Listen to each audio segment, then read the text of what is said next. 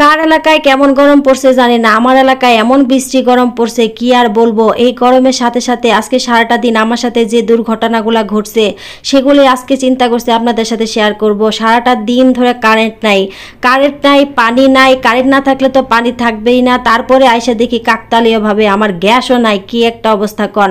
এদিক দিয়ে রাস্তায় আইসা দেখি একটা কুত্তাও নাই। রাস্তার মধ্যে কিন্তু 4-5টা কুত্তা সবসময় থাকে, গরমের জ্বালায় কুত্তারিও বাড়িতে গেছে গা। এত নায়ের মধ্যেও যেহেতু রান্না বান্না করে খাইতে হবে, তাই চিন্তা করলাম 10 বছর আগে যে আমি এই ফেসবুক স্কুলে ভর্তি হয়েছিলাম, এই ফেসবুক স্কুলে যে লেখাপড়াটি করছি ওই লেখাপড়াটি আজকে আমি কিন্তু কাজে লাগাবো। এই 10 বছরে পড়াশোনা করে যদি এটি কাজেই লাগাইতে না পারলাম তাহলে কি পড়াশোনাটাই করলাম। এই যে মাছ ভাজি যেহেতু করবো, এই মাছ ভাজি ছাদে নিয়ে এসে পড়লাম। আমার পোলা খালি পায়ে ছাদের মধ্যে যায়, এমন এক শিক্ষার মারছে, কয় মা অনেক গরম। চারদিকে একেবারে এমন গরম, চারদিকে সব খা খা করতেছে, মনে হইতেছিল মানুষজন সব পুরে ছাই হয়ে যাবে। কিছুদিন আগে ফেসবুকের বড় বড় শিক্ষক আর শিক্ষিকারা আমাদের শিখিয়েছেন এরকম প্রচন্ড গরমের মধ্যে আপনি চাইলে অনায়াসেই কিন্তু এরকম মাছ ভাজি ডিম ভাজি করে খেয়ে ফেলতে পারেন। আমি যদিও অনেকদিন পরে ট্রাই করছি, কারণ আমি কিন্তু বিরাট ঠেলায় পড়েছি। এদিকে ছাদে এত প্রচন্ড গরম, পোলাপান্ডে করলাম আয় জায়গা, একটু পরে কিন্তু আমরা এই ব্রাউন কালার থেকে কিন্তু একদম কয়লায় পরিণত হয়ে যাব।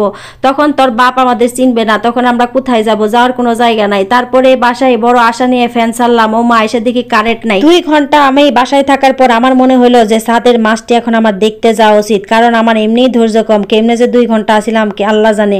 বিশ্বাস করবেন না, মাছটা দেখে আমি যে কি পরিমাণের একটা খুশি হয়েছিলাম, একটা জোরে চিৎকারি মারছিলাম। দেখছেন তেলগুলো একদম বলক পারতেছে। এটা কেমনে হইলো, এটা কেমনে সম্ভব, এটাও কি আদৌ সম্ভব, এটা কি হয়? আর আমি নিজের চোখে যদি না দেখতাম তাহলে তো বিশ্বাসই করতাম না। যাই হোক, ছাদের এক কোনায় দাঁড়ায় থাকলাম আরেক পৃষ্ঠা উল্টাই দেওয়ার জন্য।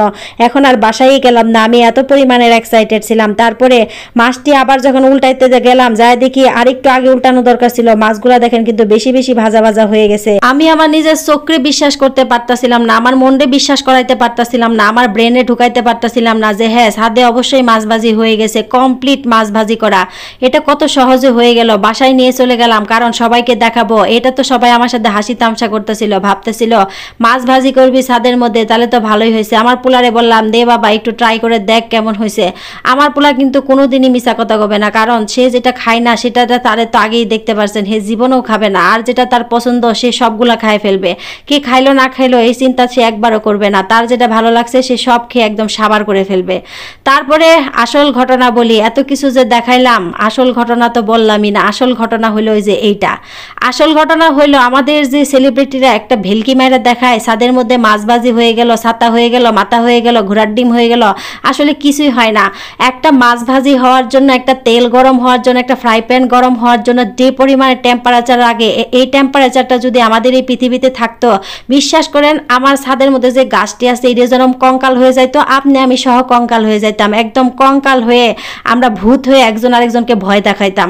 যাই হোক, আমার এই মাছ ভাজির পিছনের কাহিনীও আপনাদেরকে দেখাইলাম। এটা একটা হুদা মিছা কথা কাহিনী। চুলার মধ্যে মাছ ভাজি করে দেখায়, রোদের তাপে মাছ ভাজি হয়ে গেল। যাই হোক, এগুলো একটা হুদা মিছা কথা, এগুলা কেউ বিশ্বাস করবেন না। ভিডিওটি ভালো লাগলে একটা ফলো দিয়ে রাখবেন, আর ইউটিউব থেকে দেখলে অবশ্যই একটা সাবস্ক্রাইব করে রাখবেন। আল্লাহ হাফেজ।